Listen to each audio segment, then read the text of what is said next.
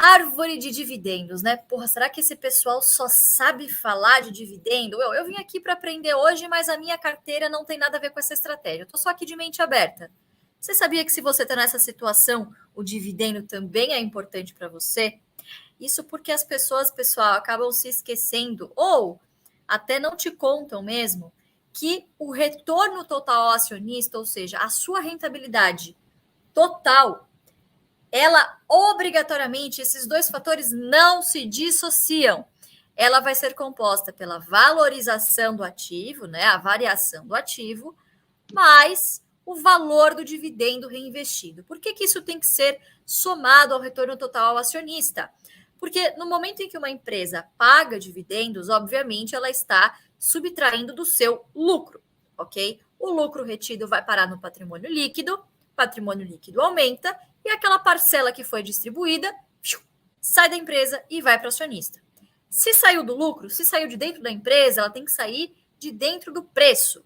Por isso que existe Datacom e DataX. Então, quando você pega lá um anúncio de dividendo, sempre vai ter lá escrito, olha, para quem tiver ações até a Database ou a Datacom, vou dar um exemplo aqui para vocês, BB Seguridade, Banco do Brasil, que foi até o dia 23 agora de agosto, tá?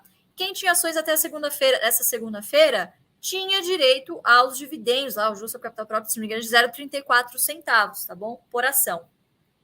Na DataX, ou seja, na terça-feira, ok, dia 24, a pessoa, quem comprasse ações naquele momento, já não teria mais direito, ok? E naquele pregão, as ações, do preço das ações foi subtraído 0,34 centavos. E aí você pode me perguntar, pô, mas se sai do preço da ação, qual é a vantagem do dividendo?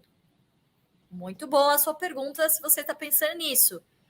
Isso não vai ter um efeito significativo, pessoal, se você reinvestir os dividendos. Esse dinheiro vai voltar para o ciclo financeiro da Bolsa, tá? Por que eu digo isso? A própria ação do Banco do Brasil na terça-feira entrou em alta.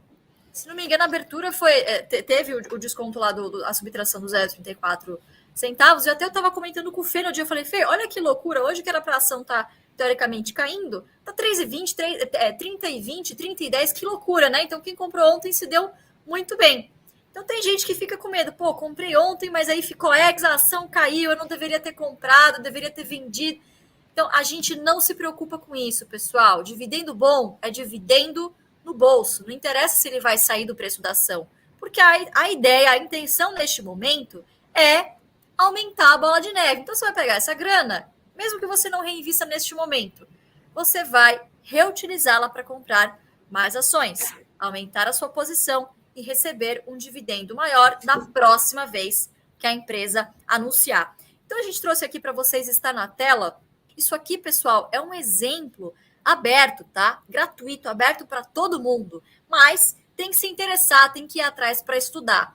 Essa aqui é o print que a gente tirou, tá? Tem fonte, o RI, o site de relação com investidores da Itaúsa, tá? Que é uma queridinha, uma velha conhecida aí do pessoal que gosta de empresas de dividendo.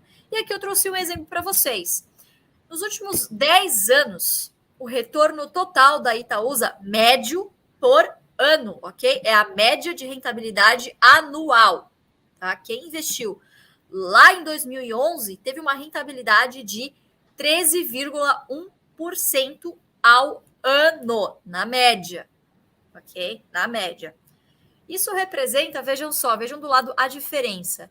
Quem não investiu, ou seja, quem não pegou os dividendos lá, mesmo que lá atrás eram centavinhos, e reinvestiu, teve uma rentabilidade de apenas 6,9%. Vejam só a diferença, quer dizer, não ganhou nem do Ibovespa, não ganhou do CDI, tá?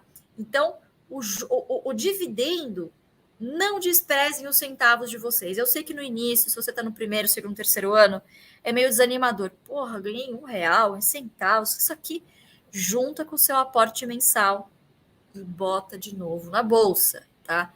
Não despreze os centavos. Isso é muito engraçado. O Barça, quando outro dia foi atravessar a rua comigo, o farol quase abrindo, tal, piscando lá o negócio de atravessar a rua. Eu, pai, vamos!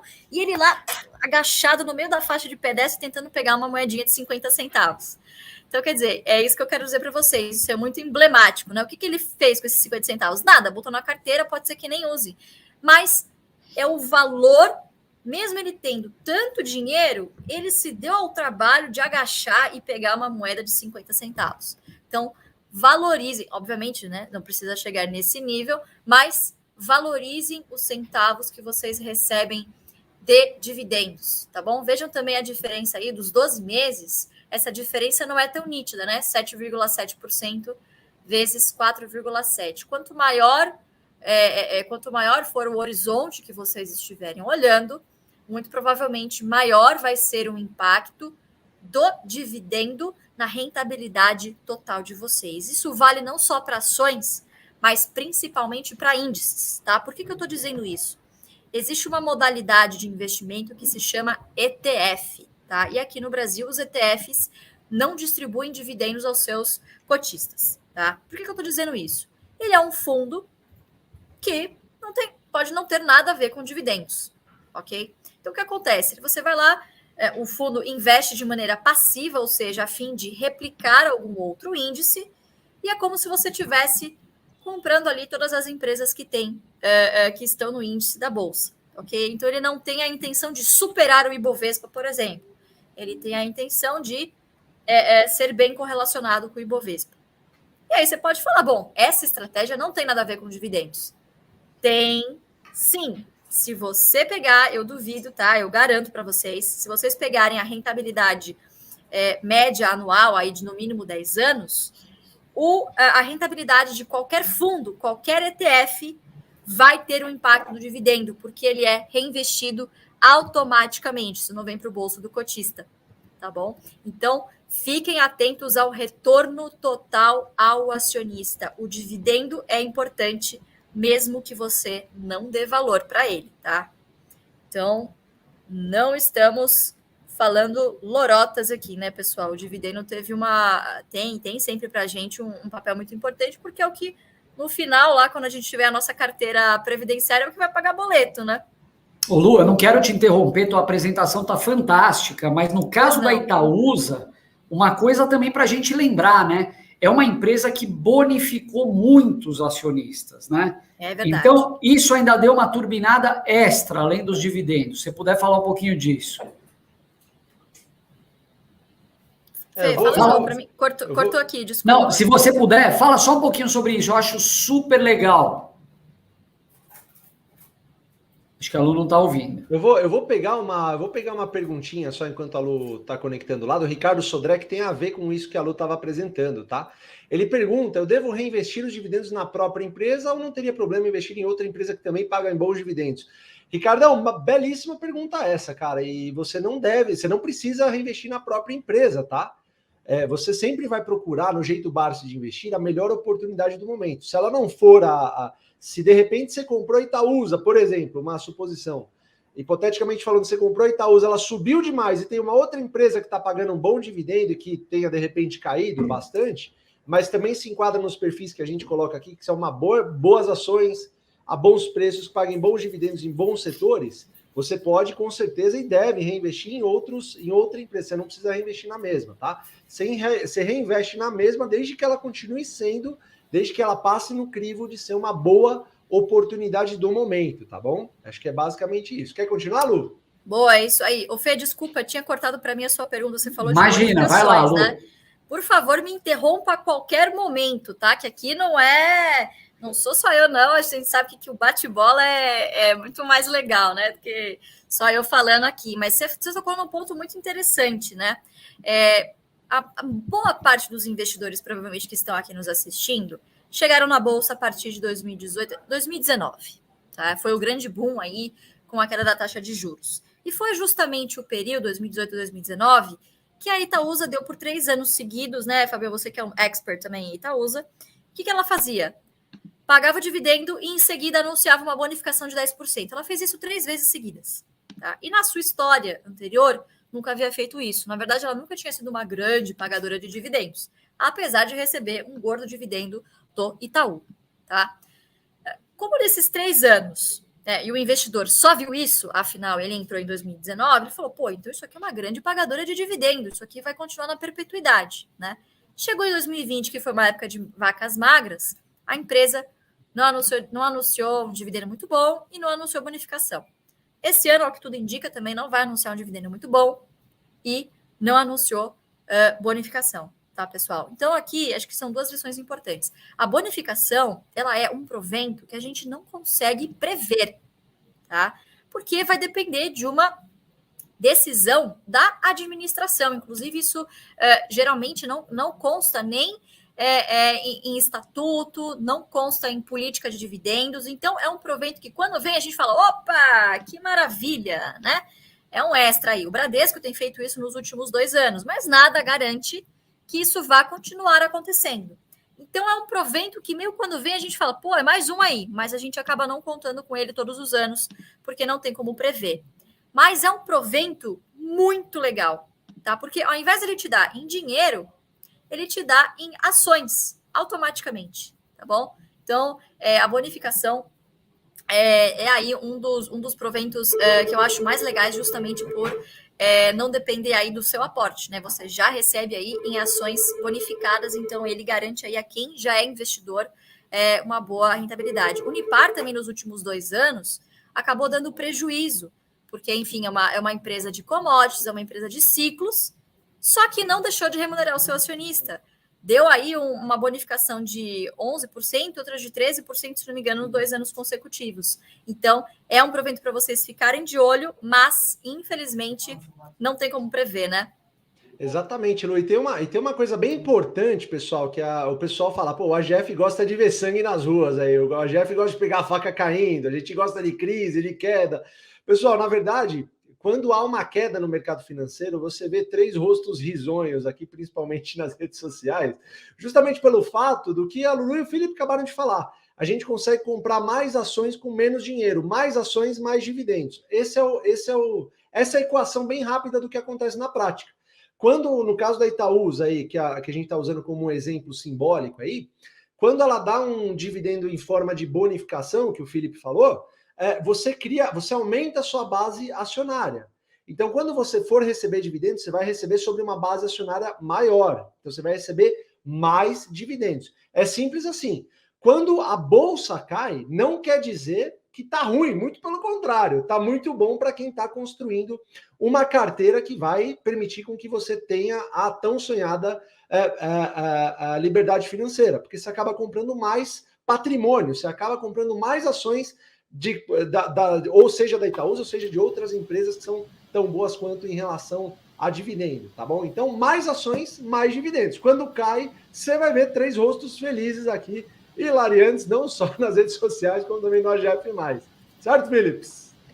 Certíssimo, Fabião. E lembrando uma coisa importante também, eu vejo algumas pessoas perguntando aqui na live quais são as empresas que pagam dividendo mensal. Pessoal, isso para a gente, sinceramente, pouco importa, porque, na verdade, apesar de ser interessante você ter um fluxo pingando na tua conta mensalmente, talvez muita gente até esteja acostumado com isso, com alguns FIIs, né, alguns fundos imobiliários, ao mesmo tempo, a gente não busca frequência de pagamento, o que a gente busca é o retorno na forma de dividendos. Então, se a gente tiver uma empresa que paga um yield relativamente baixo e mensalmente, ou uma outra empresa que paga um yield bem mais representativo, mais uma vez por ano, a gente acaba optando pela segunda ao invés da primeira. Vamos falar um pouquinho mais sobre isso, mas só para vocês entenderem um pouco mais a fundo como funciona essa metodologia. Vai lá, Lu, continua. Então, gente, trouxe aqui uma comparação para vocês, né? Primeiro que é compulsório. Você vai lá e em cima da sua folha você já paga o INSS, não tem escolha. Segundo que você contribui por no mínimo 15 anos, se pelo menos você quiser se aposentar aí por idade. Terceiro, o patrimônio não é seu. Você contribui, não forma patrimônio nenhum, tá? Para receber uma renda pífia lá na frente. Quarto, os recursos são administrados pelo Estado. Não sei se eu preciso nem argumentar com vocês que isso, né? Se isso é uma coisa boa ou ruim. Segunda opção que a gente tem, que é muito menos pior que a do INSS, está cada vez mais comum, com uma forma de benefícios das empresas aí, o que eu acho muito positivo, né? Você tem empresas que, por exemplo, você contribui com parte do seu salário e aí a empresa vai lá e inteira com mais 50%, né?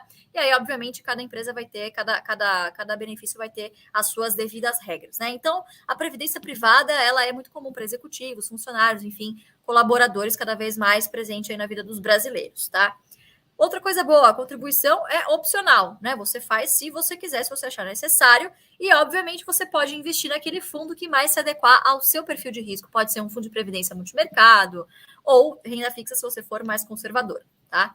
Terceiro, você tem flexibilidade nos aportes, né? Obviamente depende, tá? Aqui sempre leiam as linhas pequenas de um contrato de fundo de previdência, tá? Muito cuidado. Porque o mercado caminha, boa parte dos produtos caminham para flexibilidade dos aportes mensais. Pô, um mês ou outro não deu para pagar, você consegue renegociar, tá? Você tem uma certa carência aí. Quarto, você pode escolher lá na frente se você vai querer resgatar o patrimônio ou se você vai querer receber uma renda vitalícia. E aí, claro, você pode escolher também para quem deixar essa renda caso você venha a falecer. É um ou outro. Já é melhor que o INSS, mas eu não sei se eu estou confortável com isso. Quinto, os recursos são administrados por um gestor. Pelo menos é alguém escolarizado, que teoricamente a gente acha que é melhor que o Estado, obviamente. Tá? Você tem aqui um benefício que, quando programado, quando bem pensado, você pode fazer uma sucessão patrimonial. Tem algumas vantagens tributárias que algumas pessoas veem como positiva. Eu, particularmente, por exemplo, no PGBL, acho o desconto de até 12% no IR lá uma grande falácia, porque, enfim, você tem um grande custo de oportunidade aqui de aportar todo ano nesse tipo de produto e, geralmente, a sua rentabilidade em relação à Bolsa, ela acaba sendo pífia. Tá? Lu, quando o grande atrativo do produto é a possibilidade de você abater do IR, é porque alguma coisa está errada, vocês não concordam? Pois é, Fê. Você imagina, por exemplo, o dia que, se um dia isso acontecer, tá? Você colocou o seu dinheiro exclusivamente por conta desse desconto, e aí o governo vira e fala, bom, legal, agora esse desconto não existe mais, meu amigo. Acabou. Acabou! Passar bem. Você pode estar se perguntando, bom, mas o governo está fazendo a mesma coisa com as ações, mas, pessoal, os 20% em cima dos dividendos não inviabiliza a estratégia dos dividendos. Não vai fazer com que as empresas acabem. Se acabar com o benefício de 12% do PGBL, acaba a atratividade do produto, porque é uma porcaria. Se vocês pegarem a grande maioria dos PGBLs que tem por aí, a rentabilidade é uma porcaria. O tanto de gente que já chegou para a gente em direct, com previdência privada, que contribuiu a vida inteira e só depois descobriu que a tributação, tá, é em cima do patrimônio inteiro, ou seja, do principal que você botou, mais a rentabilidade, não existe flexibilidade aqui. Se algum dia você muda de ideia, você paga imposto sobre tudo. E, obviamente, você vai sair com menos do que quando você entrou lá atrás. Tá? Então, analisem com muito cuidado. Não estou falando para não ter, para vender, sair vendendo tudo que você tem. Só analise com muita profundidade, tá? Não caia em conta da carochinha de que é tudo mil maravilhas. Não é verdade, tá? E, por fim, o grande demérito aí desses fundos, geralmente, é justamente os custos, tá?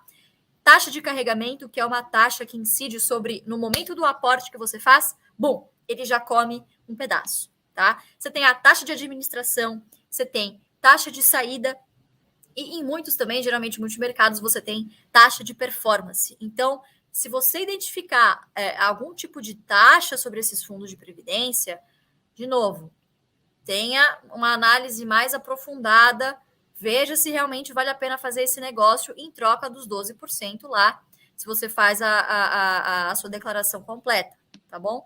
E aí tem VGBL também, que é outro regime.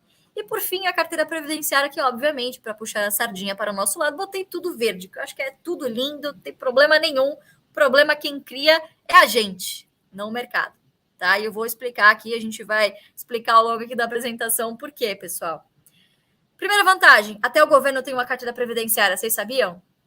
Em dividendos, é bilhões por ano que eles recebem de Petrobras, Eletrobras, Banco, a Caixa, tá? Então, mesmo privatizando, eles continuam com boa parte das ações, né? Embraer também, enfim, recebem gordos dividendos lá da carteira previdenciária que o governo detém. Segundo, de novo, a contribuição também é opcional. Você vai botar na bolsa aquele dinheirinho que sobra no final do mês e que você, sei lá, colocaria na poupança e esqueceria lá, entendeu? Esse é o dinheiro da bolsa, tá? E também, de acordo com o seu perfil de risco, você pode investir numa Petro, que é volátil, ou você pode escolher aqui o Best, que são os 5 setores mais perenes aqui indicados para a carteira previdenciária. Você tem também flexibilidade nos aportes. Se você não aportar em um dia, ninguém vai te cobrar nada, né? O patrimônio, aqui vem o principal. O patrimônio e a renda são seus. Você vai contribuir lá todo mês se você conseguir. Você vai juntar um patrimônio. Esse patrimônio é um organismo vivo que vai te gerar mais renda. E lá na frente, quando você não quiser mais reinvestir, você vai ter o patrimônio te gerando uma renda que você vai botar lá na renda fixa, na sua reservinha de emergência e vai viver, meu amigo. Você vai viajar, você vai viver, ficar com a sua família, passar o final de semana onde você quiser, tá? Com patrimônio e com renda, tá? Outra vantagem é a liberdade de você ser o seu gestor. Obviamente, tem muito mais trabalho aqui, né? Vocês vão ter que prestar mais atenção, estudar sempre. Não digo que precisa abrir o home broker e ficar atento todo dia, toda hora, todo minuto. Mas vocês precisam saber o que vocês estão investindo. Isso dá trabalho, mas é muito recompensador, eu garanto para vocês. O dividendo, por enquanto, é isento de imposto de renda, tá? Então, por enquanto, podemos afirmar aqui que essa também é uma grande vantagem. E, por último, nos últimos 5 anos, esse movimento foi muito positivo, são os pouquíssimos custos de operação, tá? Então, hoje você tem aí algumas corretoras que oferecem serviços sem corretagem, tá? Os emolumentos caíram, várias taxas caíram. Vocês têm, por exemplo, conteúdo de muita qualidade de forma gratuita no YouTube. Aqui, obviamente, incluo aqui essa série Árvore dos Dividendos. Então, hoje, as possibilidades são infinitas, né? Hoje não dá mais para a gente dizer que, poxa, o investidor que está lá no fracionário é impossível para ele acumular ações. Hoje isso não é mais uma verdade, tá? Se ele quiser, se ele tiver disposto, ele vai conseguir também investir em bolsa por conta desses pouquíssimos custos de operação. E aí, pessoal, eu queria, antes de finalizar aqui essa grande apresentação, deixar uma pergunta, uma pulguinha atrás da orelha de vocês. Eu quero que vocês respondam aqui no chat para a gente, por gentileza.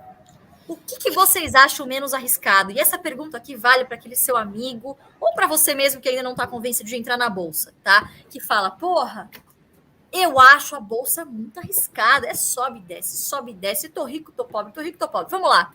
O que é menos arriscado? Pensa bem. Você emprestar dinheiro para o banco ou para o governo, tá? Porque quando você coloca o seu dinheiro na poupança, você é credor, você está emprestando para o banco. Quando você coloca no Tesouro Direto, você está emprestando para o governo. Lembre-se, credor você negocia, credor você passa a perna, credor é o último da lista, tá bom? O que é mais arriscado? Emprestar dinheiro, ser credor ou ser sócio? Quando você é sócio, se você cai, ele cai junto. Se ele sobe, você vai junto também. Obviamente, se você fez aqui um bom stock picking, selecionou boas ações para sua carteira, a tendência é que, se os sócios progridem, se os grandes sócios recebem dividendos, vocês também recebem, né? Então, ele não pode te ferrar porque vocês vão para o mesmo buraco, tá bom? Então, pensem aí, respondam aqui, o que é menos arriscado? Emprestar para o governo, para o banco ou ser sócio deles? Muito bom, Lu. Eu tava inclusive ouvindo há pouco tempo uma frase que eu também achei muito interessante. Não sei de quem é, mas na dúvida a gente sempre fala que é do Warren Buffett, né? É uma frase que dizia que o que é mais arriscado? As pessoas acham que investir em ações é arriscado, legal. Mas investir em ações é arriscado ou trabalhar 35 ou 40 anos para alguém e depois se aposentar através do governo? Pensem nisso, pessoal. É muito importante. Quando a gente fala aqui de liberdade, de aposentadoria, a gente não está falando só para a tua velhice. Pelo contrário, a gente tem, inclusive, uma base de alunos gigantesca de pessoas mais jovens que já estão se preocupando. E não é se preocupar para quando a velhice chegar. Não, a pessoa não quer ter um chefe para o resto da vida, não quer trabalhar num horário que não seja o horário que ela mais quer, ela quer ter a liberdade de viajar. Então, quando a gente fala de carteira previdenciária e de dividendos, pessoal, é você empreender na Bolsa de Valores, é você construir a sua própria renda com empresas que já são formadas, que já dão lucro, que são bem geridas por alguém e, consequentemente, sendo acionista, você também vai ser beneficiado.